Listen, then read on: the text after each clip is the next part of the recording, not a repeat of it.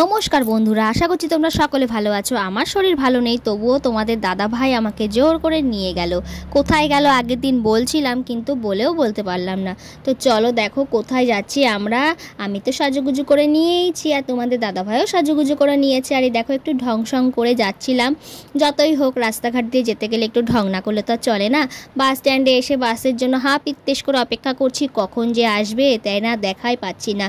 যাই হোক বিকেল টাইমে না বাসটা অনেকটা লেটে লেটে আসে, এই জন্য বাসের জন্য ইত্তেশ করে দাঁড়িয়েছিলাম। যাই হোক চলে এসেছি জায়গায়, এটা হচ্ছে কেপে। তো চলো দেখা যাক আমরা কোথায় এসেছি। এই দেখো, দেখেছো গণেশ পুজোর গণেশ ঠাকুর দেখতে চলে এসেছি। কত সুন্দর তাই না। লাইভ যারা যারা দেখেছো তারা তো জানোই, আর লাইভ যারা দেখোনি তাদের জন্য এই ভিডিওটা তারা অবশ্যই দেখে নিও। কত সুন্দর গণেশ ঠাকুর। গোয়াতে গণেশ পুজো কিন্তু ভীষণ আনন্দ সহকারে পালন করা হয়। আর দেখেছো তো গণেশের সাথে গণেশের কত সাঙ্গপাঙ্গ দেবদেবী রয়েছে। সবাই মিলে খুব লীলা কীর্তন করছে, আর ভীষণ সুন্দর একটা ডেকোরেশন করা হয়েছে। গণেশ ঠাকুরটাকে এত সুন্দর লাগছে, চতুর্ভুজ গণেশ। আমি চতুর্ভুজ গণেশ অনেক কম দেখেছি। যাই হোক ভীষণ ভালো লাগলো।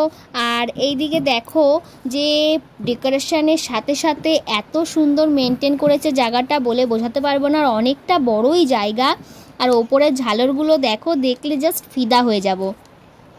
তো যাই হোক আমাদের পশ্চিমবঙ্গের পুজো একরকম হয়, গোয়ার পুজোটা সম্পূর্ণ আলাদা রকম। তো দুই রকমই মজা নিয়ে নিলাম। আর এই জায়গাটাই কিন্তু দুর্গাপুজো হয়, দুর্গাপুজোর সময়ও এই জায়গাটায় যদি দুর্গাপুজো হয় অবশ্যই যাওয়ার চেষ্টা করব। আর দেখো কথা বলতে বলতে সময় যে কখন ঝড়ের গতিতে চলে যায় বোঝা যায় না। আর আমি তো ভেবেছিলাম যেতেই পারবো না, এত বর্ষা, এত শরীর খারাপ, তারও ফাঁকে কিন্তু চলে এসেছি ঠাকুর দেখতে। এখানেই একটাই ঠাকুর হয়েছে, আর দূরে আরও একটা দুটো ঠাকুর হয়েছিল, সেখানে আর যাইনি, কারণ যাওয়ার ইচ্ছে ছিল কিন্তু শরীরের জন্য আর পেরে উঠিনি।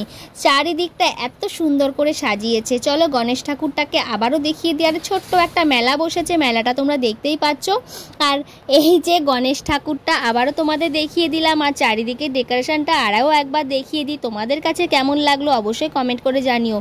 কতটা দূর থেকে ভিডিওটা রেকর্ড করতে হয়েছে সেটা তোমরা দেখে বুঝতেই পারছো, এতটা দূর থেকে কিন্তু ভিডিওটা রেকর্ড করতে হয়েছে।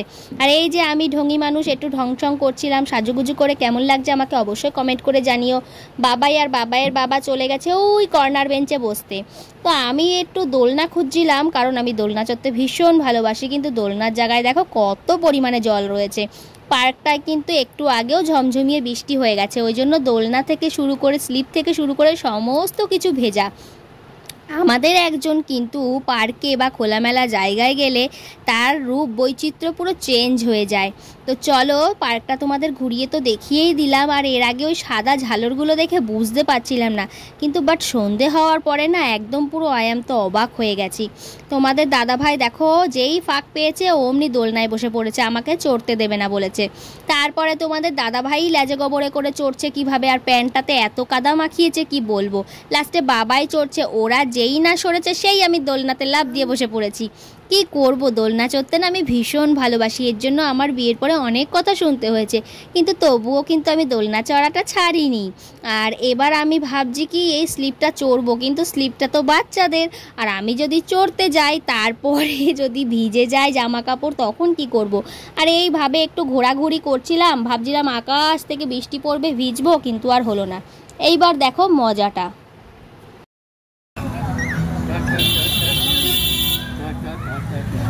Yeah.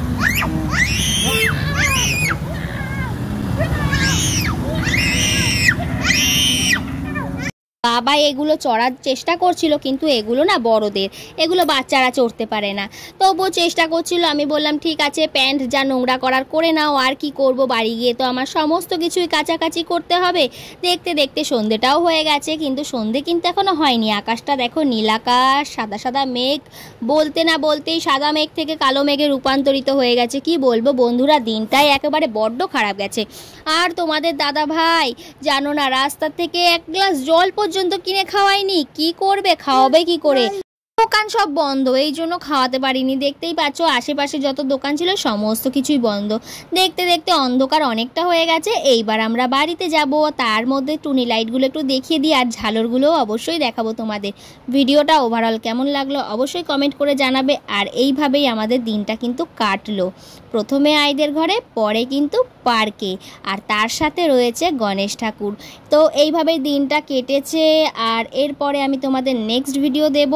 আর তার সাথে কিন্তু বাড়িতে এসে এইভাবে আনন্দ করেছি আমি।